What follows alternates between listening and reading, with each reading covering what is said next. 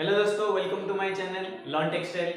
आज हम पढ़ने जा रहे हैं देखिए इन डिटेल कॉटन फाइबर के बारे में, लाइक उसका मॉर्फोलॉजिकल स्ट्रक्चर जो बहुत ही इंपॉर्टेंट है, और उसका cross sectional view, longitudinal view, उसका कुछ प्रॉपर्टीज के बारे में। आज कोशिश करते हैं जितना जहाँ तक हो सकता है कॉटन फाइबर के बारे में इन डिटेल में स्टडी कर लेते हैं। जो तो सबसे पहले हम थोड़ा बहुत बेसिक में चले जाते हैं। कॉटन ये नेम जो है कहाँ से ओरिजिन हुआ है? ये ओरिजिनेट हुआ है from Arabic word to cotton से ओरिजिनेट हुआ है। उसका कॉटन का बोटानिकल नेम क्या है? बोटानिकल नेम जो है गोसिपियम है।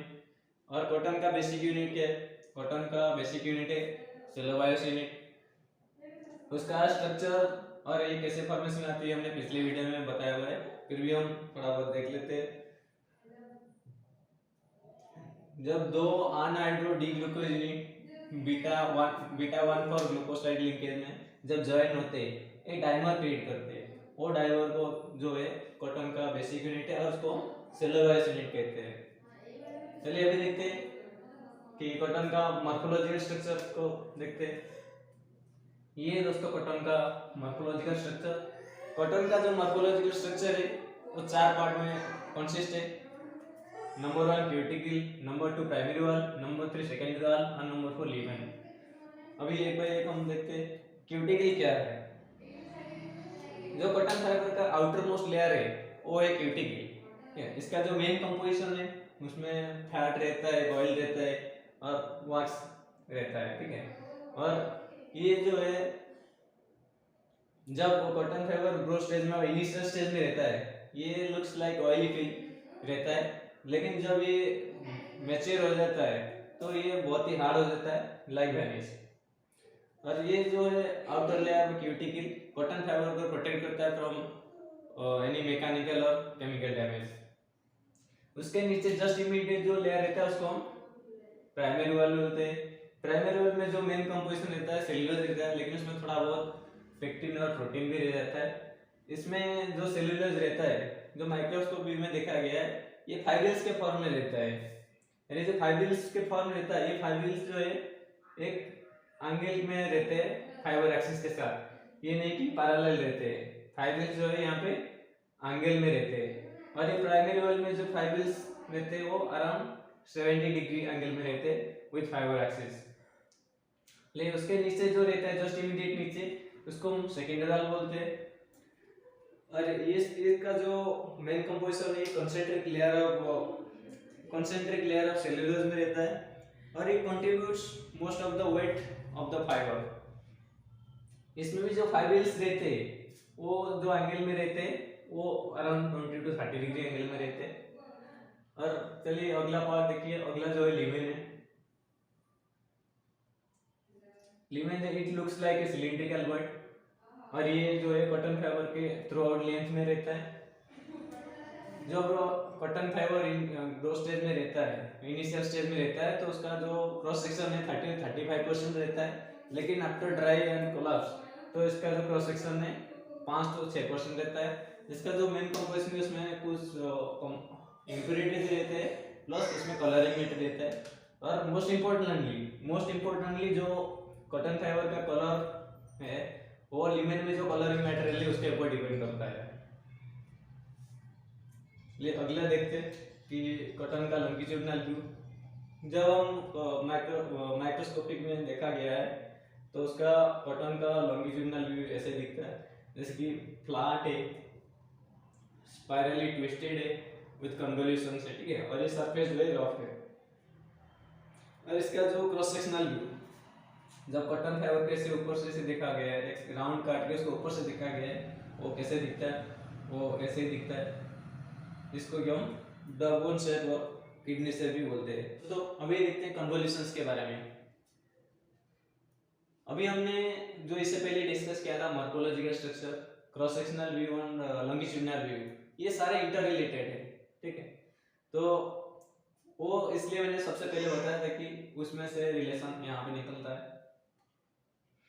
तो आप ध्यान दीजिए, जो मेन लॉन्गिट्यूडिनल व्यू होता है उसमें लॉन्गिट्यूडिनल जो कॉटन का व्यू है फ्लैट है, रफ है, कन्वोल्यूटेड है, ट्विस्टेड है। ठीक है, वो कन्वोल्यूशन और ट्विस्ट कहाँ से जनरेट हो जाता है? ओरिजिनली तो सर्कुलर ही होना चाहिए ना, लेकिन वो कन्वोल्यूशन और ट्विस्ट कहाँ से आ रहा है उसके बारे में हमें देखना है, और वो कैसे जनरेट होता है। तो आप लोग सबको पता है कॉटन जो है एक नेचुरल सीड फाइबर है, वो इनसाइड द बॉल एक बॉल फॉर्म में जो है जनरेट होता है। जब कॉटन बॉल बर्स्ट होता है तो उसमें क्या होता है कि फाइबर जो है वो बाहर फाइबर जो है बाहर निकल जाते हैं, और उसके अंदर जो मॉइस्चर रहते हैं वो एवापोरेट हो जाते हैं। तो ये आप थोड़ा ध्यान दीजिए, थोड़ा वीडियो पीछे आके देख सकते हैं।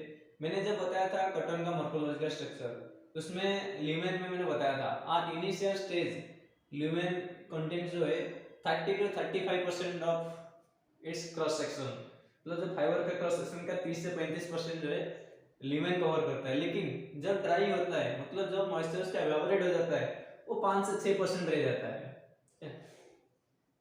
ये देख लीजिए। तो और जब इसका कॉटन फाइबर का जो मॉइस्चर एवापोरेट हो जाता है तो उसमें जो इंटरनल स्ट्रेस है वो रिलीज हो जाता है, तो उसमें जो है कन्वोल्यूशन जनरेट होता रहा है। और दूसरी चीज ट्विस्ट कहाँ से आ जाते हैं कि जो हमने बताया था मॉर्फोलॉजिकल स्ट्रक्चर, उसमें प्राइमरी वेल और सेकेंडरी वेल में जो कॉटन रहता है, सेल्यूलोज जो रहता है, वो फाइब्रिल्स के फॉर्म में रहता है, और वो कुछ angle with the fibre axis करके रहते हैं, पैरेलल नहीं रहते, कुछ एंगल विद फाइबर एक्सिस रहते हैं, और वो एंगल के कारण जो है उसमें जो है ट्विस्ट बन जाता है। तो ये हो गया कन्वोल्यूटेड कॉटन का स्ट्रक्चर, ठीक है। इसलिए जो है कॉटन फाइबर का क्रॉस सेक्शनल जो है सर्कुलर ना होके ये डग बोन शेप का रहता है। और ये जो दूसरा पिक्चर मैंने दिखाया ये है स्वेलिंग के बाद जब कॉटन को हम स्ट्रांग अल्कोहल के साथ ट्रीट करते हैं तो कॉटन स्वेलिंग होता है, उसका कन्वोल्यूशन रिलीज हो जाता है, मतलब डीकन्वोल्यूट हो जाता है। तो ये हो गया उसके बाद का स्ट्रक्चर। ये नॉर्मली मॉइस्चराइजेशन में हम अल्कोहल के साथ ट्रीट करते हैं और उसके बाद का स्ट्रक्चर ये बन जाता है। तो ये जो मॉइस्चराइजेशन के बारे में हम डिटेल में क्लास लेंगे, उसके उस टाइम पे देखेंगे। और ये हो गया मॉइस्चराइजेशन के बाद का उसका लॉन्गिट्यूडिनल व्यू। और ये जो क्रॉस सेक्शन व्यू है मॉइस्चराइजेशन के बाद का जो है वो सर्कुलर टू इलिप्टिकल होता है, ठीक है। चलिए अभी देखते हैं कॉटन फाइबर का केमिकल कंपोजिशन के बारे में। कॉटन जो है एक सेल्यूलोजिक फाइबर है, तो उसमें जो कंपोजिशन है ये लिखा गया, उसका जो मेन कंपोजिशन है वो सेल्यूलोज है, ये जो कि 88 to 97% रहता है, जो कि सेकेंडरी वाल और प्राइमरी वाल में रहता है, ठीक है। और उसमें जो प्रोटीन रहता है वो 1 to 2% रहता है। उसमें कुछ पेक्टिन रहता है वो भी 0.4 to 1.5% रहता है, जो कि प्रोटीन जो है वो नॉर्मली प्राइमरी वाल में रहता है। और ये ऑयल एंड वैक्स ये भी 0.4 to 1.5% रहता है। ये पेक्टिन और ऑयल एंड वैक्स जो है ये नॉर्मली क्यूटिकल में रहता है, ठीक है। और ये जो वैक्स है, यहाँ पे एक इम्पोर्टेंट क्वेश्चन आ रहा है, जो कॉटन का जो वैक्स है उसका जो मेल्टिंग पॉइंट है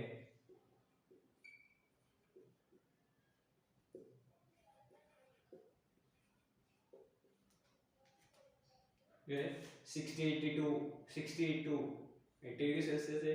इसमें कुछ मिनरल्स रहते हैं, मिनरल्स मतलब कि इसमें जो है chlorides, carbonates and sulphates of potassium सेटेशन रहते हैं, और अदर्स में ये 0.5 to 1% रहते हैं। इसमें जो ऑयल वैक्स और पेक्टिन रहते हैं ये जो है हम स्कारिंग में ये सब रिमूव हो जाते हैं। स्कारिंग अगेन ये भी एक जो है केमिकल वेट प्रोसेसिंग है, ठीक है। जब हम वेट प्रोसेसिंग के बारे में देखेंगे वहां पे स्कारिंग के बारे में हम डिटेल में देखेंगे। चलिए अभी देखते हैं कुछ फिजिकल प्रॉपर्टीज के बारे में। तो फाइबर जितना बढ़िया होगा उतना बढ़िया ही धागा होगा, उतना बढ़िया ही हम कपड़ा बना सकते हैं और उसका फाइनल प्रोडक्ट भी उतना ही बढ़िया होगा। तो फाइबर के फिजिकल प्रॉपर्टीज, कॉटन फाइबर के फिजिकल प्रॉपर्टीज के बारे में हम थोड़ा बहुत देख लेते हैं, ठीक है। जो लेंथ है, सो ये मैंने बताया था, जितना भी नेचुरल फाइबर है एक्सेप्ट सिल्क, ये सारे स्टेपल फाइबर है, मतलब इनका जो लेंथ है समथिंग आधा इंच तो 10-12 इंच या 15 इंच तक है। तो कॉटन फाइबर का जो लेंथ है 1.5 सेंटीमीटर टू 7 सेंटीमीटर। तो ये लेंथ जितना बड़ा होगा धागा भी उतना बढ़िया बनेगा, तो जितना छोटा फाइबर से धागा बनेगा उसमें उतना हेयरीनेस बनेगा, ठीक है। तो लेंथ इसके लिए इम्पोर्टेंट है। और इसका कॉटन का जो फाइननेस है, वो फाइननेस जो है इसका range 3 to 6 micron air value रहता है। और ये माइक्रोन एयर वैल्यू क्या है? माइक्रोन एयर वैल्यू मतलब ये जो वेट है कॉटन फाइबर का, weight in microgram for 1 inch of fibre, ये हो गया माइक्रोन एयर वैल्यू। और ये higher the value coarser the fibre, ये वैल्यू जितना हायर है फाइबर इतना कोर्सर होगा, और जितना फाइनर होगा तो उसमें number of fibres in the air cross section उतना ज्यादा ही होगा। स्ट्रेंथ है, स्ट्रेंथ कॉटन फाइबर जितना मैच्योर होगा और अगर कोस्टर होगा तो उसमें स्ट्रेंथ ज़्यादा रहेगा, वो स्ट्रेंथ नॉर्मली 9 ग्राम टू 13 ग्राम पर टेक्स रहेगा मैच्योर और कोस्टर फाइबर का। और दोस्तों यहाँ पे देखिए वर्ड नया आ गया मैच्योर, इसके बारे में हम अभी डिस्कस करेंगे थोड़ी देर में, ठीक है। डेंसिटी, कॉटन फाइबर का जो डेंसिटी है 1.5 ग्राम पर सीसी क्यूबिक सेंटीमीटर है। तो उसका मॉइस्चर रीगन, कॉटन फाइबर का जो मॉइस्चर रीगन है 8.5% एट स्टैंडर्ड एटमॉस्फेरिक कंडीशन। तो ये भी बहुत इंपॉर्टेंट है कि हम स्टैंडर्ड एटमॉस्फेरिक कंडीशन क्यों लेते हैं, क्योंकि ये एक स्टैंडर्ड बनाया गया है जो कि अपने एरिया इंडिया में जो है इसका स्टैंडर्ड जो है रिलेटिव ह्यूमिडिटी 65 ±5% और टेम्परेचर 20 ±2 डिग्री सेल्सियस, और इसका मॉइस्चर रीगन जो है 8.5%। अगर कभी कोई पूछता है कि what is moisture regain of cotton fibre, तो हम उसको आंसर ये रहेगा आज standard atmospheric condition cotton fibre का मॉइस्चर रीगन जो है 8.5% है। तो और एलंगेशन, एलंगेशन क्या है दोस्तों? एलंगेशन बोले तो एक्सटेंशन ड्यूरिंग टेंसाइल, जब हम टेंसाइल स्ट्रेंथ चेक करते हैं उसके टाइम में एक्सटेंशन कितना होता है। नॉर्मली कॉटन फाइबर का एक्सटेंशन 3.5 to 7.5% रहता है। अभी हम देखेंगे कि जो मैच्योर एक वर्ड आगे उसके बारे में थोड़ा देखेंगे, mature fibre, immature fibre, dead fibre. दोस्तों आइए देखिए अभी जो एक टर्म आया था मैच्योर, तो उसमें से हम थोड़ा बहुत देख लेते हैं। मैच्योर फाइबर, इमेच्योर फाइबर और डेड फाइबर, ये तीनों का पहचान कैसे होता है और इसमें इमेच्योर फाइबर के साथ प्रॉब्लम क्या है, ठीक है। तो मैच्योर फाइबर में जो लीमन है एकदम रॉड लाइक अपीयरेंस रहता है, जो इमेच्योर फाइबर है उसमें लीमन थोड़ा वाइड रहता है, लेकिन जो डेड फाइबर है उसमें सबसे ज्यादा क्रॉस सेक्शन रहता है लीमन का, ठीक है। तो मैच्योर फाइबर में स्ट्रेंथ ज्यादा रहता है, उसमें पिको भी बड़ा रहता है, ठीक है। लेकिन इमेच्योर फाइबर में जो है उसमें प्रॉब्लम रहता है, उसमें स्ट्रेंथ कम रहता है और बहुत ज्यादा फ्लेक्सिबल होता है, ठीक है। तो ये फ्लेक्सिबल होने के कारण जब हम इसको फाइबर से हम धागा बनाएंगे तो स्पिनिंग में ब्लो रूम में डिफरेंट मशीनरी देके पास होगा, फिर कार्डिंग में जब इंडिविजुअलाइजेशन होगा तो वहाँ पे नेट जनरेशन बहुत ज्यादा होगा, और ये जब नेट जनरेशन बहुत ज्यादा होगा और ये जो नेट्स है जो डाइंग के बाद है ये विजिबल होगा आज व्हाइट स्पॉट व्हाइट स्पेक्स जैसे विजिबल होगा, ठीक है। तो अभी देखते हैं ये नेर्व्स क्या है। नेर्व्स जो है small integral mass of fibre विजिबुलर डॉट, डॉट जैसे विजिबल होगा, ठीक है। और इसका सॉल्यूशन इमेच्योर फाइबर और डेड फाइबर जो है हम उसको पूरी तरह से रिमूव नहीं कर सकते, लेकिन उसमें अप टू सम एक्सटेंट जो है रिमूव कर सकते हैं। ये जो मॉइस्चराइजर है, मॉइस्चराइजर में इसको थोड़ा बहुत रिजल्व हो सकता है, और ये जो है बाय बायो पॉलिशिंग, बायोपॉलिशिंग जो है, बायोपॉलिशिंग फिनिश टाइप है, ठीक है। उसमें हम कपड़े का इंजाइम ट्रीटमेंट करते हैं ताकि उसमें भी हम थोड़ा बहुत ये रिमूव कर सकते हैं डेड फाइबर, इमेच्योर फाइबर। और can remove by close setting of slub catcher during winding. जब हम रिंग फ्रेम से जो कोन निकलता है, छोटा कोन से हम बड़ा कोन बनाते हैं, या जब हम टाइम के लिए या वेडिंग के लिए हम बड़ा कोन बनाते हैं, तो वहाँ पे वाइंडिंग सेक्शन में स्लब कैचर रहता है, ठीक है। तो स्लब कैचर का सेटिंग जो है उसको थोड़ा क्लोज करके वहाँ भी थोड़ा बहुत हम निकाल सकते हैं। ये हो गया all about mature, immature and dead fibre. अभी उसका कॉटन फाइबर का जो है कुछ केमिकल प्रॉपर्टीज के ऊपर देख लेते। सबसे पहले देखते एक्शन ऑफ हीट। मतलब कॉटन फाइबर जो है इजीली बर्न, मतलब वो उसको आग लगाए तो बढ़िया आराम से जलता है, और वो उसका जो स्मेल होता है, स्मेल आज ए बर्निंग पेपर, ठीक है। और अभी अगला देखते एक्शन ऑफ लाइट।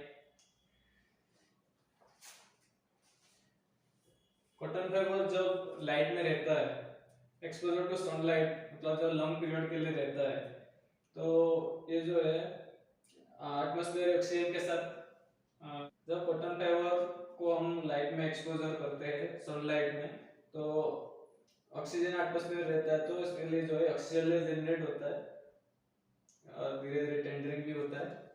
और ये टेंडरिंग इफेक्ट जो होता है बाय लाइट एंड एयर, ये एक्सीलरेट होता है बाय कुछ ट्रेसेस लाइक मेटल, जो है कॉपर जैसा मेटल के साथ ये एक्सीलरेट होता है।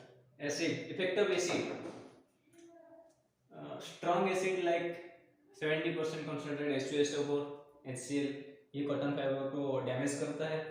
और कॉटन फाइबर के ऊपर कोल्ड एसिड और माइल्ड एसिड का कोई इफेक्ट नहीं रहता है, ठीक है। अल्काली, कॉटन फाइबर जो है स्ट्रॉन्ग रेजिस्टेंट टू अल्काली, इसका अल्काली का कोई इफेक्ट नहीं होता है।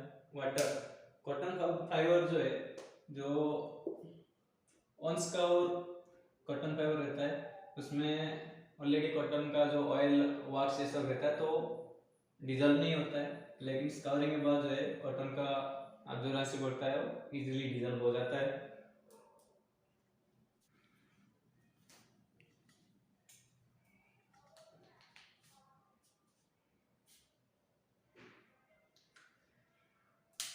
दोस्तों अभी देखिए फाइबर में जो है दो टाइप के रीजन रहता है, ठीक है।